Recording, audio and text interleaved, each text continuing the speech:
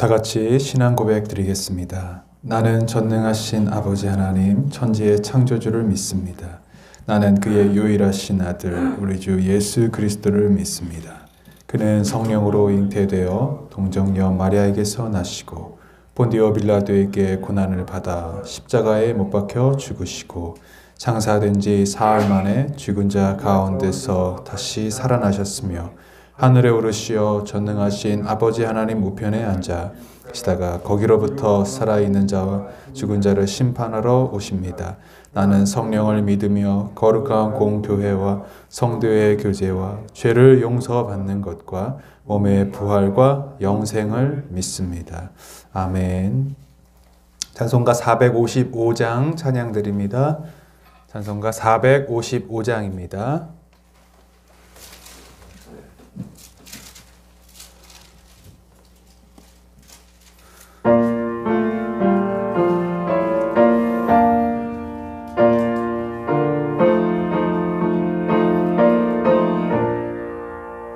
주님의 마음을 본받는 자, 그 맘에 평강이 찾아오면 험악한 세상을 이기림이 하늘로부터 임함이로다.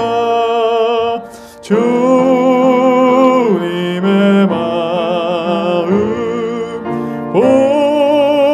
본받아 살면서 그 거룩하신 나도 이루리.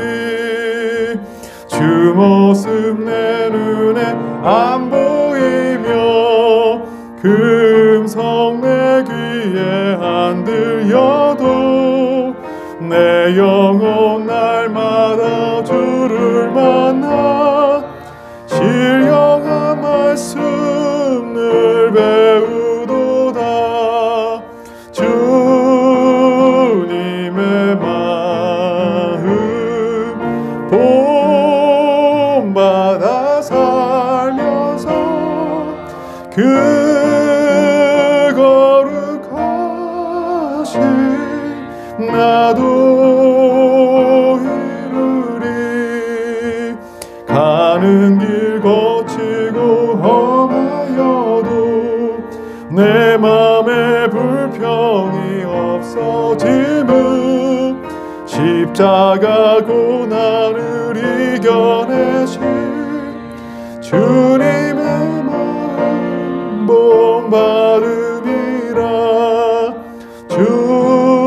주님의 마음 본받아 살면서 그 거룩하신 나도 이루리. 주 예수 세상에 다시 오시 그날의 무성도 변화하여 주님의 빛나는 그 영상을 다 함께 보며 주 찬양하리. 주님의 마음 본받아 살면서 그 거룩하신 나도 이루리. 아멘. 하나님 말씀은 베드로전서 3장 1절부터 12절까지 말씀입니다. 베드로전서 3장 1절부터 12절까지 제가 먼저 한 절 읽고 같이 교독합니다. 아내가 된 이 여러분, 이와 같이 여러분은 자기 남편에게 순복하십시오. 그리하면 비록 말씀에 복종하지 않는 남편일지라도 말을 하지 않고도 아내 여러분의 행실로 말미암아 구원을 얻게 될 것입니다. 그들이 여러분을 경건하고 성결한 행실을 보고 그렇게 될 것입니다. 여러분은 머리를 꾸미며 금부치를 달거나 옷을 차려입거나 하여 거치장을 하지 말고 썩지 않는 온유하고 정숙한 마음으로 속 사람을 단정하도록 하십시오. 그것이 하나님께서 보시기에 값진 것입니다. 전에 하나님께 소망을 들고 살던 거룩한 여자들도 이와 같이 자기를 단장하고 자기 남편에게 순복하였습니다. 사라가 아브라함을 주인이라고 부르면서 그에게 순종하는 것과 같습니다. 여러분은 선을 행하고 아무리 무서운 일도 두려워하지 않으니 사라의 딸이 된 것입니다. 남편이 된 이 여러분, 이와 같이 여러분도 아내가 여성으로서 자기보다 연약한 그릇임을 이해하고 함께 살아야 합니다. 그리고 생명의 은혜를 함께 상속받을 사람으로 알고 존중하십시오. 그래야 여러분의 기도가 막히지 않을 것입니다. 마지막으로 말합니다. 여러분은 모두 한 마음을 품으며 서로 존중하며 서로 사랑하며 자비로우며 겸손하십시오. 악을 악으로 갚거나 모욕을 모욕으로 갚지 말고 복을 빌어 주십시오. 여러분으로 하여금 복을 상속받게 하시려고 하나님께서 여러분을 부르셨습니다. 생명을 사랑하고 좋은 날을 보려고 하는 사람은 혀를 다스려 악한 말을 하지 못하게 하며 입술을 닫아서 거짓말을 하지 못하게 합니다. 악에서 떠나 선을 행하며 평화를 추구하며 그것을 쫓아라. 주님의 눈은 의인들을 굽어보시고 주님의 귀는 그들의 간구를 들으신다. 그러나 주님은 악을 행하는 자들에게는 얼굴을 돌리신다. 아멘. 오늘 이 새벽에도 하나님의 크신 은혜가 여러분에게 함께 하시길 축원합니다. 오늘 이 새벽에 특별히 베드로전서 3장 말씀을 함께 나누고 있습니다. 모든 성경, 신약성경 대부분 서신서들은요, 그 전반부에서는 복음에 대한 또 하나님의 은혜에 대한 설명들을 하고 후반부에 넘어가서는 그것을 우리의 삶에서 생활에서 어떻게 적용해야 될지에 대한 말씀으로 항상 연결됩니다. 베드로전서도 1장, 2장에서는 우리가 하나님의 백성으로서 하나님의 구원의 은혜를 입은 자로서 변화된 자로서의 모습을 설명하고요. 3장부터는 이 복음의 말씀의 생활이 우리의 삶에서 어떻게 적용되어야 될지에 대해서 말씀하고 있는 것입니다. 특별히 3장은 가정생활에서의 삶을 보여주고 있습니다. 3장 1절을 함께 같이 읽습니다. 시작. 아내가 된 이 여러분, 이와 같이 여러분은 자기 남편에게 순복하십시오. 그리하면 비록 말씀에 복종하지 않는 남편일지라도 말을 하지 않고도 아내 여러분의 행실로 말미암아 구원을 얻게 될 것입니다. 아멘. 3장 1절 앞절에 이와 같이라고 하는 것이 바로 2장의 내용을 포함하고 있는 것입니다. 우리가 하나님의 백성이 되었습니다. 거룩한 백성, 선택한 민족, 그리고 왕같은 제사장이 되었습니다. 이와 같이 이제 아내된 여러분들은 이 가정 안에서의 삶을 바꿔야 한다는 것입니다. 어떻게 우리가 변화될 수 있습니까? 바로 자기 남편에게 순복하라는 말씀을 나누고 있는 것입니다. 특별히 이 아내가 남편에게 순복해야 되는 것, 이것은요, 아내가 열등한 존재이기 때문에 남편에게 순복해야 된다, 이런 것이 아닙니다. 하나님의 창조의 질서 가운데 가정생활의 기능에 대해서 이야기하는 것이죠. 그래서 누가 높고 누가 낮다, 이걸 어떤 우열을 가리는 것이 아니라 우리의 역할들 차이에서 어떻게 우리가 아름다운 가정을, 하나님의 나라를 이루어갈 것인지를 말씀하고 있는 것입니다. 특별히 여러분, 신앙을 가진 아내와 불신 남편 가운데 지금 일어나고 있는 상황입니다. 그래서 꼭 이것을 아내와 남편과의 관계로서만 설명할 것이 아니라 이 말씀은 가정 안에서 또한 아주 가까운 관계, 친척 관계에서도 적용됩니다. 믿지 않는 불신자가 가정 안에 있을 때 어떻게 행동할 것인가, 어떻게 우리가 마음으로 그들을 대할 것인가를 설명하고 있는 것입니다. 여기서는 남편에게 순복하라 라고 말씀하시면서 특별히 말씀에 복종하지 않는 남편일지라도 그에게 순복하라고 말씀합니다. 무슨 이야기입니까? 말씀에 복종하지 않는다는 것은 하나님의 진리의 말씀을 받아들이지 않고 복음을 모르며 또 아직 하나님을 믿지 않는 그런 남편을 말합니다. 그들에게도 순복해야 됩니까? 예, 성경은 그렇게 말씀하고 있습니다. 중요한 것은 여기서 아내들의 행실로 말미암아 그들이 구원을 얻을 수 있는 가능성이 있다는 것을 성경은 이야기하고 있습니다. 특별히 아내가 순복해야 할 목적, 분명한 목적이 있습니다. 그것이 무엇입니까? 바로 남편의 구원인 것입니다. 여러분, 이 경우는 여러 가지 경우가 있습니다만 먼저는 그리스도인 여자들이 비그리스도인 남편들과 함께 결혼했을 경우도 있고, 아니면 처음에는 둘 다 믿지 않았고 하나님을 몰랐다가 나중에 아내가 예수님을 믿은 경우도 해당할 수 있을 것입니다. 당시 베드로전서가 쓰여질 때의 그 신약의 상황을 보면은 아무것도 안 믿는 무교들은 그렇게 많지 않았습니다. 예를 들어서 남편이 믿지 않았다 하면은 다른 어떤 이교도를 섬기거나 다른 종교가 있을 확률이 더 많았습니다. 그래서 사회적인 관습과 배경에 따라서 여러 가지 다른 종교들을 믿거나 어떤 습관들, 종교적 습관들을 갖고 있을 확률이 많습니다. 그럴 경우는 더 이 갈등이 심하죠. 단순히 예수님을 믿도록 그냥 허용해 주는 것이 아니라 그런 가운데 굉장히 핍박도 있고 또 믿음에 대한 여러 가지 도전들을 분명히 아내들이 받았을 것입니다. 그런 상황에서 이 말씀을 썼다고 여러분 생각해 보십시오. 이 순복이라는 것이 그냥 말로 순종합니다, 따릅니다 이 정도가 아니라 굉장한 마음의 도전들을 받았을 것입니다. 핍박도 있었을 것이고요. 그럼에도 불구하고 순복하라고 하는 것은 절대로 쉬운 일이 아닌 것입니다. 특별히 여기서 말을 하지 않고도 라고 말씀을 하고 있는데요. 이것은 무엇입니까? 우리의 행동으로, 행실로서 감동을 주고 또 남편에게 변화를 끼칠 수 있는 것들을 이야기하는 것입니다. 여기서 말을 하지 않고도는 예수님에 대해서 전혀 이야기하지 않고 기독교의 진리에 대해서 전혀 말하지 말라는 말씀이 아니라 다만 지나친 말싸움이나 논쟁으로 사람을 변화시킬 수 있다 생각하지 말라는 것이죠.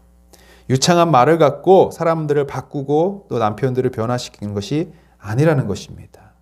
우리의 행동과 행실, 변화된 삶을 통하여 우리의 가족들이 우리를 보게 되는 것이고 특별히 남편들이 그 모습을 통하여 하나님께 나아갈 수 있는 우리의 통로가 될 수 있다는 것을 말씀하고 있습니다.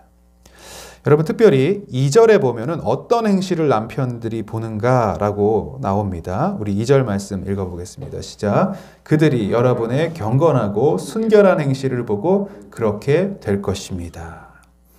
여기서 본다라는 말은요, 헬라어 뜻이 그냥 물건, 사물을 쳐다본다라는 뜻이 아니라 주의 깊게 관찰한다라는 뜻의 헬라어를 사용하고 있습니다. 다시 말해서 남편은 이 아내의 행실을 계속해서 보고 있다는 것입니다. 자세히 관찰하고 있다는 것입니다. 그 행동의 내면의 동기들을 살피고 있다는 것입니다. 그것이 무엇을 살피고 있냐? 첫 번째는 경건하고 두 번째는 순결한 행실을 살펴본다는 것입니다. 여기서 경건하다라는 세번역 성경의 말은 개역개정 옛날 성경으로는 두려워하며 라고 말하고 있습니다. 하나님에 대한 두려움을 말합니다. 하나님에 대한 경외심을 말합니다. 하나님을 늘 의식하고 있기 때문에 하나님의 말씀대로 살려고 하고 그래서 남편 앞에서 단순히 그냥 거룩한 척하는 것이 아니라 하나님을 의식하는 그 모습을 남편도 동일하게 보게 되고 느끼게 되면서 하나님의 존재를 인식하게 된다라는 것을 말하는 것이죠.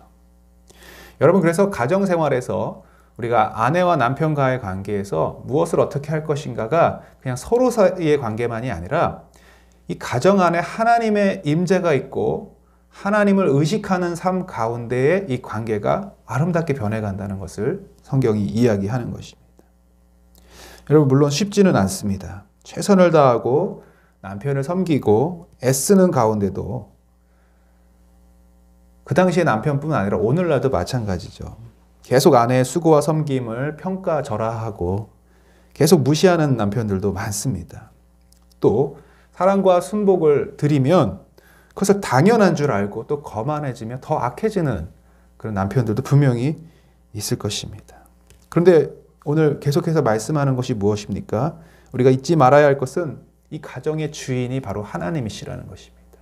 하나님이 이 가정에 함께하고 계심을 의식하라는 것입니다. 그래서 하나님 앞에서 행동하며 하나님을 두려워하며 하나님을 경건하게 섬기는 가운데 그 가족들이 그 모습을 보게 된다는 것이죠. 한 번에 변화되지는 않지만 지속적으로 우리의 변화된 삶을 통하여 그들을 바꾸어 나갈 수 있다는 것을 계속 이야기하는 것입니다. 여러분, 그래서 하나님께서는요, 지금 이 어려운 이 상황 속에서 아내들에게 말씀하시는 겁니다. 하기가 쉬워서 말씀하는 것이 아니라 정말 어렵고 순종하기 어렵고 따르기 어렵지만 정말 힘들어도 말씀의 약속을 믿고 이 말씀 붙잡고 나가는가, 아니면 자기도 그렇게 하니까 나도 마찬가지로 할래, 그냥 세상의 방법으로 똑같이 갚아주고 똑같이 막 대하면서 사는가. 바로 여기서는 우리가 믿음이 필요한 것이죠. 오늘날 가정에 많은 어려움과 갈등이 있습니다. 뭐 한 사람만의 문제는 아니겠지만 대부분의 경우는 사실은 믿지 않는 남편들이나 또는 어떤 그런 일방적인 잘못도 있을 때가 있습니다. 특별히 남편이 폭력을 사용한다거나 외도를 했다거나 또 남편으로서 의무를 다하지 못하는 경우도 분명히 있습니다. 이 상황을 그래서 그런 복잡한 상황 가운데 그대로 적용하기는 참 쉽지 않지만, 그래도 오늘 이 상황을 하나님의 관점 안에서 바라보면서 하나님을 경외하고 두려워하는 마음으로 가정 안에서 선한 영향력들을 끼쳐야 한다라고 말씀하고 있는 것입니다. 여러분, 다시 한번 생각해 보십시오. 이 상황은 그냥 오늘날 현대 그리스도인들의 이야기가 아니라 당시 이 타종교를 믿고 이교도를 믿고 있는 그 남편 안에서의 순종을 이야기하는 것입니다. 다니엘도 믿지 않는 왕 밑에서 수많은 왕들을 교체하는 가운데 평생을 섬겨왔습니다. 물론 높은 총리가 되어서 큰 영향력을 나타내는 다니엘이었지만 그 위에 악한 왕들을 섬기는 과정 가운데 믿는 크리스찬으로서, 그리스도인으로서, 하나님의 백성으로서 살아가는 것이 얼마나 어려웠겠습니까? 여러분, 이러한 것들을 우리가 생각해 보십시오. 그럼에도 불구하고 우리는 순복하라는 말씀에, 하나님의 말씀에 우리가 순종해야 되는 것이죠. 특별히 경건하고 순결한 행실의 구체적인 예가 3절과 4절에 나옵니다. 같이 읽습니다. 시작. 여러분은 머리를 꾸미며 금붙이를 달거나 옷을 차려입거나 하여 거치장을 하지 말고 썩지 않는 온유하고 정숙한 마음으로 속사람을 단장하도록 하십시오. 그것이 하나님께서 보시기에 값진 것입니다. 아멘. 네, 3절에서의 말씀은 지나친 세상 유행을 따라 자신의 외모만 치중하지 말라는 것입니다. 현숙한 아내, 그리고 경건하고 순결한 행실의 아내들은 바로 하나님 보시기에 아름다운 내적인 아름다움을 가진 것이라고 말씀하시는 것입니다. 그래서 여기 말씀에 보면은 속사람을 단장하라 라고 이야기합니다. 네.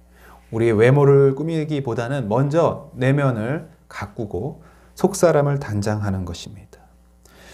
오늘날 여권 신장을 강조하고 또 양성평등을 말하는 그런 시대에 살고 있습니다. 이 말씀을 그러한 관점에서 읽으면 굉장히 구시대적인 발상이라고 말하는 분도 있을 것입니다.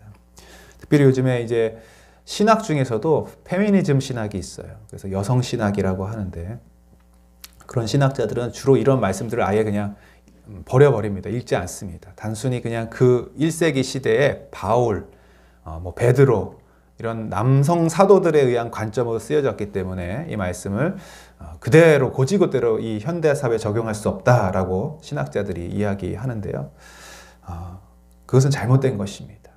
어떤 성경의 구절이 오늘날의 관점에, 오늘날의 사회 분위기에 맞다고 해서 받아들이고 그것이 맞지 않다고 해서 폐기해버리는, 이것은 결국은 내 좋은 대로 말씀을 취사 선택한다는 것이죠. 그래서 오늘 이 말씀이 참 쉽지는 않지만 이것을 하나님의 말씀으로 우리가 받고 이 말씀을 지키려고 하는 그런 노력들이 필요한 것이죠. 특별히 이제 5절, 6절에는 하나님께 소망을 두었던 아내들의 예들을 보여주고 있습니다. 같이 5절, 6절을 읽습니다. 전에 하나님께 소망을 두고 살던 거룩한 여자들도 이와 같이 자기를 단장하고 자기 남편에게 순복하였습니다. 사라가 아브라함을 주인이라고 부르면서 그에게 순종하던 것과 같습니다. 여러분은 선을 행하고 아무리 무서운 일도 두려워하지 않으니 사라의 딸이 된 것입니다. 아멘. 사라는 원래 사례였죠. 그래서 그냥 가정의 어미라는 뜻을 갖고 있었는데 하나님께서 사례를 사라로 바꿔주시면서 열국의 어미라는 뜻으로 이름을 바꾸어 주셨습니다. 이 사라가 아브라함의 아내로서 어떻게 아브라함을 섬겼는지 구체적인 예가 창세기에 나오지 않지만 오늘 베드로전서에 보면 아브라함을 주인이라고 부르면서 그에게 순종하였다라고 이야기하고 있습니다. 그래서 이러한 믿음의 사람으로 예로서 우리 또한 그 믿음을 본받아 믿음의 사람들이 아브라함의 후손인 것처럼 우리의 믿음의 여인들은 사라의 딸이라 하나님께서 말씀하신, 그냥 딸이 되는 것이 아니라 우리가 믿음을 갖는다는 것은 하나님의 말씀에 순종한다는 것이고요. 어려운 가운데도 복종하고 또 하나님의 말씀을 지키며 가정 안에서의 역할들을 잘 감당할 때 우리가 사라의 딸로서 하나님이 여겨주신다는 것입니다. 그래서 여러분, 우리가 복음으로 변화되고 하나님의 자녀가 되고 하나님의 백성이 됐다. 그것은 교회 안에서만의 일이 아니라 가정으로서의 연결이 반드시 돼야 된다는 것입니다. 믿지 않는 남편들도 그 모습 속에서 이 사람이 정말로 뭔가 변화되고 있구나. 하나님이란 분이 계시긴 계신가 보구나. 이러한 감동과 변화를 느낄 수 있도록 해야 된다는 것을 말씀하는 것이죠. 근데 여러분, 이제 이 7절에 보시면 이제 1절과 6절까지는 아내에 대한 말씀이라면 7절 한 절을 남편에 대한. 그래서 어떻게 보면 좀 불공평하다. 아내들에게는 1절과 6절부터 나오는데 남편은 왜 한 절밖에 없는가 이렇게 생각하실지 모르는데 벌써 이 마음 자체가 좀 이렇게 비틀어진 마음으로 보는 것이 성경을. 그렇게 성경이 이야기하는 것은 아닙니다. 왜냐하면 에베소서 말씀도 보면은 아내들이 남편에게 순복하라, 순종하라 말씀하시고 남편들에게도 명령을 합니다. 뭐라고 하냐면 예수 그리스도께서 교회를 위하여 자기의 몸을 버리신 것처럼 아내들을 사랑하라 말씀하십니다. 목숨을 내어준 것처럼 사랑하라고 말씀하십니다. 그러니까 아내에게 대한 요구는 순종이라면 남편이 아내에게 대해 할 것은 자신의 목숨을 바칠 수 있어야 된다는 강력한 도전과 요구를 말씀하시는 것입니다. 그래서 뭐 아내에게는 많은 것을 요구하고 남편들에게는 조금을 요구한다는 것이 아니라 우리 모두가 동등한 입장에서 서로를 사랑하고 존경하고 또 섬기는 역할들을 감당해야 된다는 것이죠. 자, 7절 이제 남편이 된 분들에게 말씀하시죠. 같이 읽습니다. 시작. 남편이 된 여러분, 이와 같이 여러분도 아내가 여성으로서 자기보다 연약한 그릇임을 이해하고 함께 살아야 합니다. 그리고 생명의 은혜를 함께 상속받을 사람으로 알고 존중하십시오. 그래야 여러분의 기도가 막히지 않을 것입니다. 아멘. 첫 번째로 아내가 연약한 그릇임을 기억하라고 말합니다. 이것은 이제 일반적으로 육체적으로 볼 때 남성보다는 여러 가지 면에서 체력이 약하거나 또 근육의 활동이 부족한 부분들을 말하기도 하죠. 그런데 여기서 구체적으로 말하는 연약함은 정서적이고 감성적인 예민함을 잘 이해해야 된다는 것입니다. 상처받기 쉬운 그 마음들을 잘 보살펴 주어야 한다는 것입니다. 많은 남편들이 이 부분에서 잘 하지 못하고 있어요. 그냥 감정을 이렇게 잘 이해해주고 살펴주는 부분이 부족합니다. 그래서 보통 여자 아내분들이 가정에서 이런 어려움들이 내 안에 있다 이렇게 얘기하면은 자꾸 대답을 이제 방법을 솔루션을 주려고 하죠. 그러니까 이렇게 하라니까, 그러니까 저렇게 하라니까. 근데 아내가 원하는 것은 그 방법이 아니라 해결 방법이 아니라 지금 그 과정 속에서 느끼는 감정을 이해받기 원하는 것이죠. 그래서 남편들이 이런 부분들을 잘 살피는 것, 연약한 그릇임을 알고 잘 존중해 주는 것, 이것이 하나님 말씀이라는 것을 우리가 기억해야 되는 것입니다. 그래서 막 함부로 말하거나 무시하는 태도를 갖거나 이것은 하나님 말씀을 어기고 있다는 것이죠. 특별히 이 가부장적인 유교 사회에서의 우리의 모습들 가운데 회개할 부분들이 참 많습니다. 그냥 이건 사회 분위기니까, 이것은 그냥 늘 해왔던 것이니까, 어떻게 보면 이것은 우리가 예수 그리스도를 믿고 변화되지 않았다는 모습입니다. 그래서 철저하게 남성분들도 이 말씀 가운데 도전받고 내가 정말 하나님 말씀 순종하고 있는가? 나의 언어 생활 가운데 아내에게 이렇게 존중하는 마음이 있는가? 정말로 나는 변화된 그리스도인의 모습으로 살아가고 있는가? 계속 살펴야 한다는 것이죠. 특별히 오늘 생명의 은혜를 함께 상속받을 사람으로 알고 존중하라 라고 말하고 있습니다. 무슨 얘기입니까? 아내를 존중하되 함께 우리가 하나님의 나라를 상속받은 자녀로서, 특별히 하나님의 자녀로서의 관계로 바라보라는 것이죠. 아내를 나의 소유로 보는 사람들도 있습니다. 또는 자녀들도 마찬가지죠. 가정 안에서 자녀들하고 갈등과 문제가 생기는 대부분의 이유는 하나의 인격체로 하나님의 자녀로 보는 것이 아니라 내게 맡겨주신 하나님의 거룩한 자녀를 나에게 주셨다라고 믿으면 되는데 그게 아니라 내 소유로 보는 것이죠. 그래서 나의 이루지 못한 꿈을 그 자녀를 통해서 이루려고 하기도 하고 또는 그 자녀를 통하여 내가 나중에 노후에 예를 들어서 어떤 좀 편안한 삶을 살고자 하는 마음으로 자녀를 훌륭하게 되었으면 좋겠다. 그런 마음을 가진 경우도 있는데 그것은 다 잘못된 세상적인 방법이죠. 하나님의 관점으로 보는 것이 하나님의 자녀로 보는 것입니다.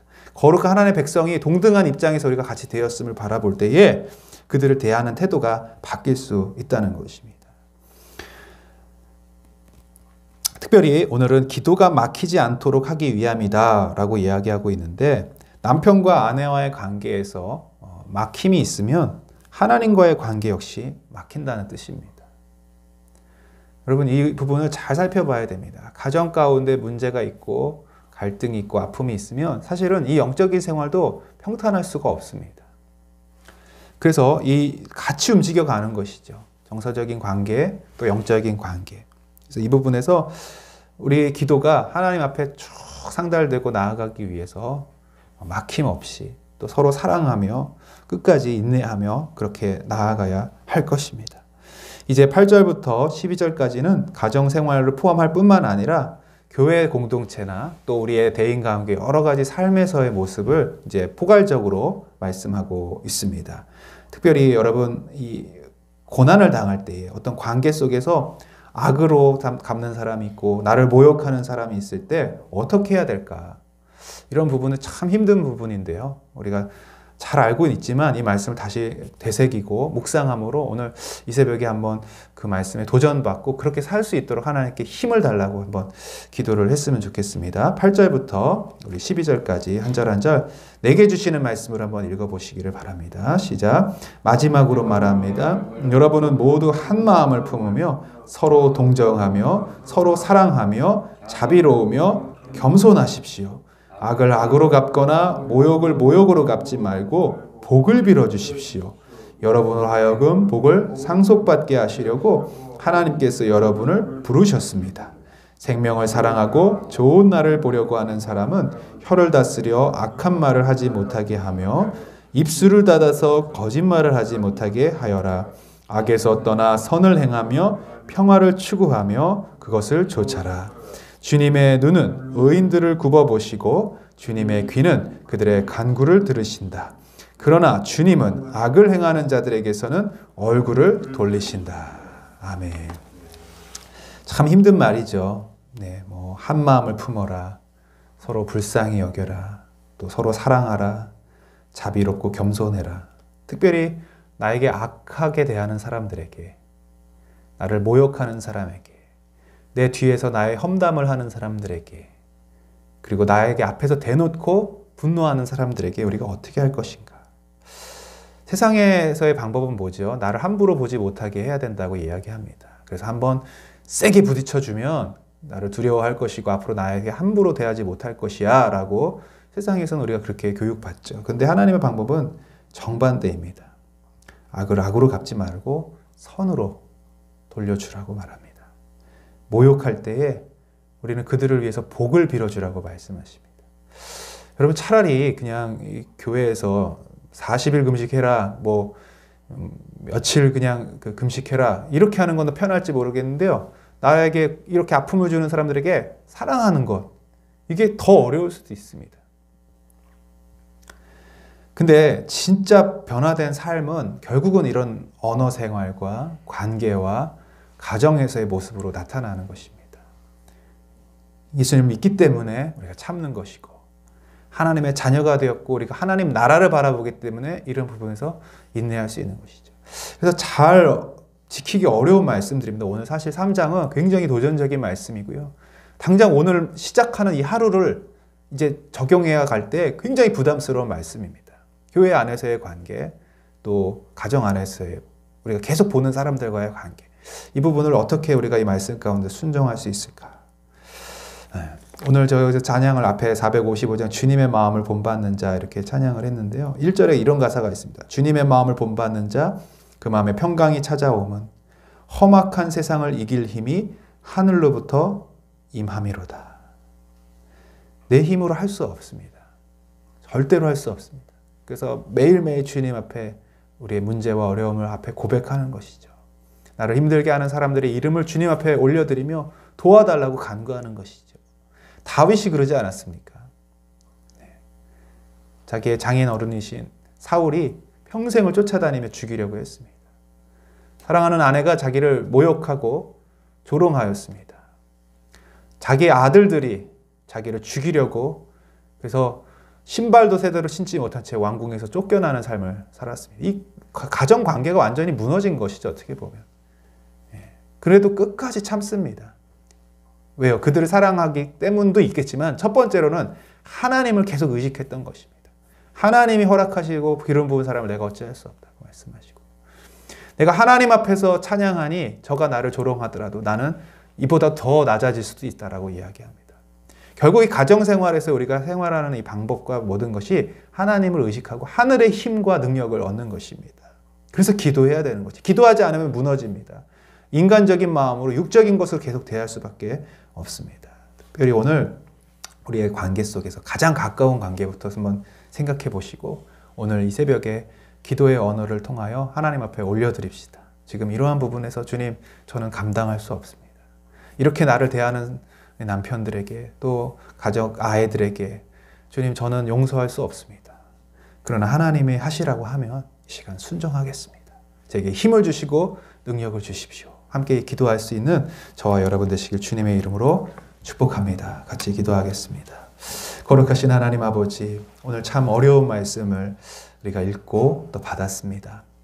주님, 남편들에게 순복하고 또 아내들을 사랑하며 존중하며 그들을 위하여 나의 예수님께서 교회를 위하여 목숨을 버리신 것처럼 그렇게 사랑해야 됨을 알면서도 참 지키기 어렵습니다. 또한 공동체 가운데 악으로 대하지 않고 선으로 대하며 나에게 모욕을 주는 사람을 위하여 복을 빌는 이 일들이 참 쉽지 않음을 주님 고백합니다.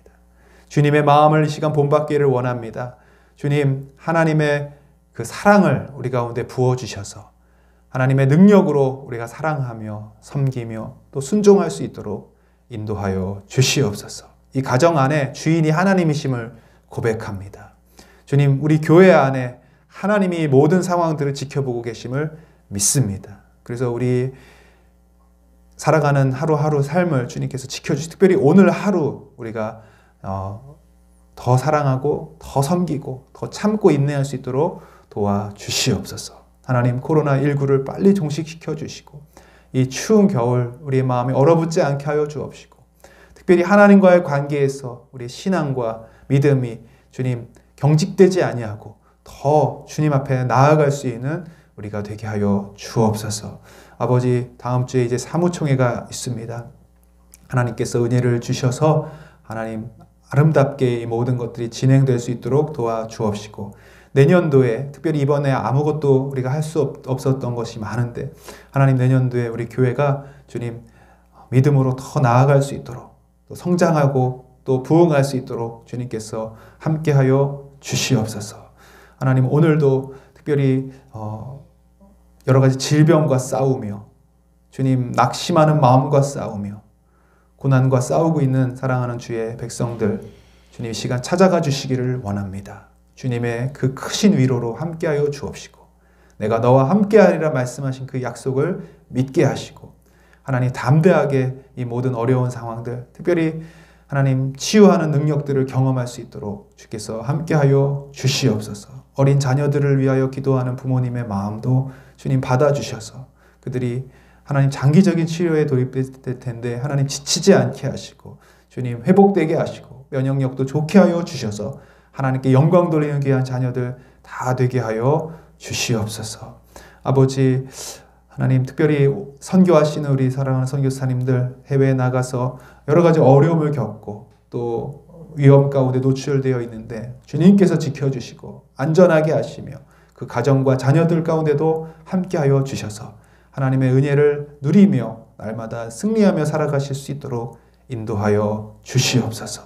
특별히 상중에 있는 하나님, 어머니를 잃은 귀한 가정이 있습니다. 주님께서 하늘의 위로로 함께하여 주옵시고 하나님 평안으로 하나님 이 모든 장례 절차가 잘 마쳐질 수 있도록 인도하여 주시옵소서.